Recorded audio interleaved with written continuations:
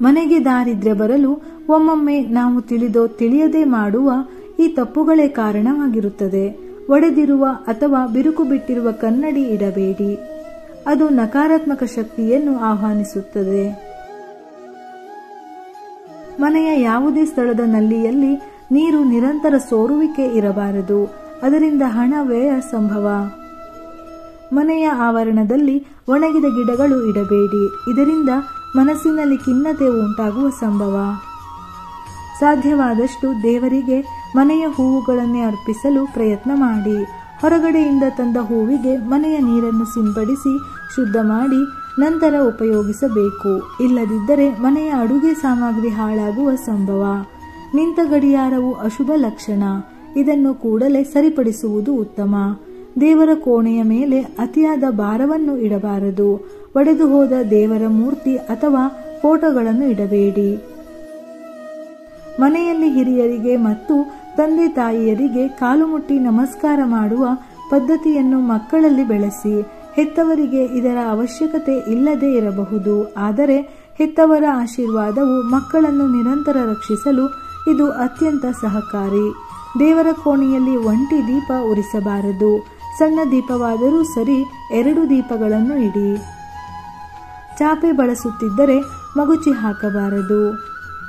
ಸಂಜೆ ಗುಡಿಸಿದ ಕಸವನ್ನು ಹೊರಗೆ ಹಾಕಬಾರದು. ಯಾವುದೇ ಹೊಸ ಬಟ್ಟೆ ಅಥವಾ ಒಡವೆಗಳನ್ನು ತಂದರೆ ಮೊದಲು ದೇವರ ಸನ್ನಿಧಾನದಲ್ಲಿಟ್ಟು ಅರಿಶಿನ ಕುಂಕುಮ ಹಚ್ಚಿ ದೇವರಿಗೆ ನಮಸ್ಕರಿಸಿ ತೆಗೆದುಕೊಳ್ಳುವುದು ಉತ್ತಮ. ಇದರಿಂದ ವಸ್ತುವಿನಲ್ಲಿ ಇದ್ದ ಕಲಿದೋಷ ದೂರವಾಗುವುದು.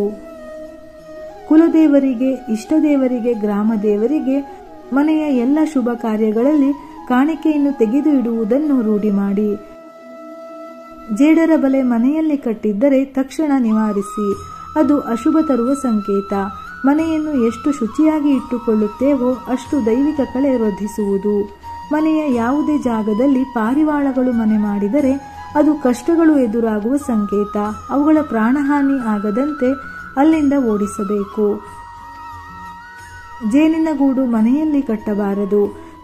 ಸಾಧ್ಯವಾದಷ್ಟು ಮನೆಯೊಳಗೆ ಯಾವುದೇ ಜೀವಿಗಳಿಗೆ ಜೀವಹಾನಿ ಮಾಡಬೇಡಿ. ಬಾವುಲಿಗಳು ಮನೆಯ ಸರಹದ್ದಿನಲ್ಲಿ ವಾಸ ಮಾಡದಂತೆ ಎಚ್ಚರ ವಹಿಸಿ. ಹಿರಿಯರು ನಂಬಿಕೊಂಡು ಬಂದ ದೈವಗಳಿಗೆ, ಅವರದೇ ಆದ ಸಂಪ್ರದಾಯಗಳಿಗೆ ಗೌರವ ತೋರಿಸುವುದು ನಮ್ಮ ಆದ್ಯ ಕರ್ತವ್ಯ. ಉತ್ತರ ದಿಕ್ಕಿಗೆ ತಲೆ ಮಾಡಿ ಮಲಗಬಾರದು. ದಕ್ಷಿಣ ದಿಕ್ಕಿಗೆ ಮುಖ ಮಾಡಿ ನಿರಂತರ ಕುಳಿತುಕೊಳ್ಳುವ ವ್ಯವಸ್ಥೆ ಇರಬಾರದು. ಬರೀ ನೆಲದಲ್ಲಿ ಮಲಗುವುದಾಗಲಿ ಹರಿದ ವಸ್ತ್ರಗಳನ್ನು ಧರಿಸುವುದು ಮಾಡಬೇಡಿ. ಪ್ರತಿದಿನ ಬೆಳಿಗ್ಗೆ ಮತ್ತು ಸಂಜೆ ಸಂಧ್ಯಾ ಕಾಲದಲ್ಲಿ ದೇವರಿಗೆ ದೀಪ ಬೆಳಗುವ ಅಭ್ಯಾಸ ರೂಢಿ ಮಾಡಿ.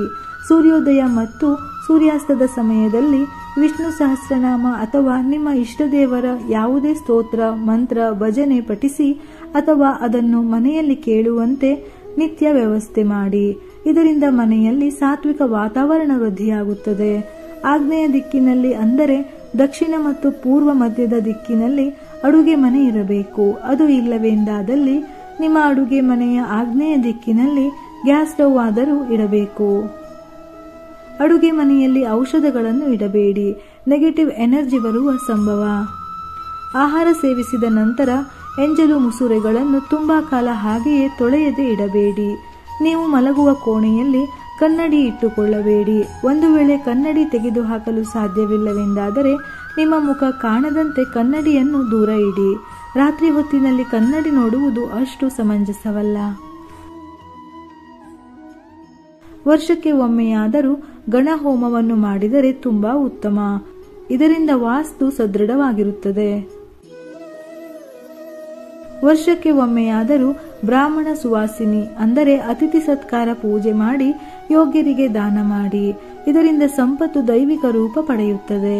ಸಾಧ್ಯವಿದ್ದಲ್ಲಿ ನಿತ್ಯವೂ ಮನೆಯ ಸಮೀಪದ ದೇವಾಲಯ ಮತ್ತು ಗ್ರಾಮದೇವರ ಸಂದರ್ಶನ ಉತ್ತಮ. ವರ್ಷಕ್ಕೆ ಒಮ್ಮೆಯಾದರೂ ಕುಟುಂಬದವರ ಜೊತೆ ಗುರುಪೀಠದ ಫಲಮಂತ್ರಾಕ್ಷತೆಯನ್ನು ತರುವುದು. ಮನೆಯ ಹಾಲ್ನಲ್ಲಿ ಅಕ್ವೇರಿಯಂ ಇದ್ದರೆ ಆಗ್ನೇಯ ದಿಕ್ಕಿನಲ್ಲಿ ಅಕ್ವೇರಿಯಂ ಇಟ್ಟರೆ ಒಳ್ಳೆಯದು.